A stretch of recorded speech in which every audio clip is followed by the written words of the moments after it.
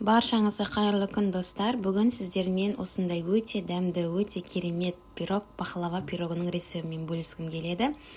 Бұл пирог әр адамды өзіне ғашық қылдыратыны сөзсіз. Менімен бірге жасап көріңіздер. Ең алдымен қамырын жасау үшін електен өткізілген ұнымызға қамыр қосқышымызды салып жақсылап араластырып, оның үстінен сары майымызды және де қаймақты, содан соң 2 жұмыртқаның сары уызын қосып, жақсылап біркелкі болғанша араластырып, қамырымызды дайындап аламыз. Мінекей қамырымыз дайын болды, оны ары қарай қоя тұрып, салмасын әзірлейміз. Осылай грек жаңғақтарының ірілерін алып қаламын. Қазір бетіне қоюға бізге керек болады. Ал қалғандарын езгілеп алатын боламыз. Блендердің көмегімен де езсеңіз болады. Жаңғағымыздың үстіне қантымызды және де 2 жұмыртқаның ақ уызын салып, салмасын әзірлеп, жақсылап араластырып алатын боламыз. Жаңағы қамырымызды алып 3 бөлікке бөлеміз. Үлкендеу бөлігін ең астына жіберетін боламыз. Мінекей осылай жайып аламын және де формама жайып шығатын боламын. Бірінші салмасын салып аламын және қасықтың көмегімен жайып шығамын. Содан соң екінші қамырымызды да жайғаннан кейін тағы да салмасын салатын боламыз. Яғни бізде 3 қабаттай шығатын болады.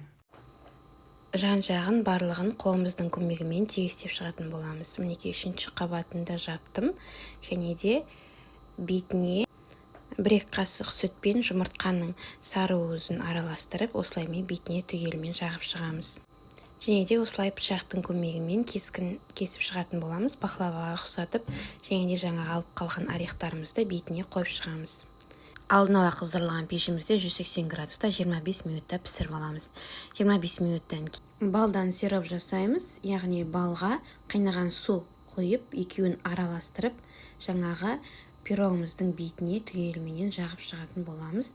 Және де тағы да 5 минутқа пешімізге салып аламыз. Мінекей пирогымыз дайын болды.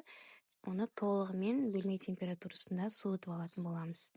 Сіздерге мұнда суығаннан кейін ортасын бөліп көрсетіп жатырмын. Өте дәмді, керемет болып шығады. Жасап көріңіздер. Менімен бірге болғандарыңызға рахмет. Каналыма тіркеліп, мені қолдап кетіңіз. Сау болыңыз.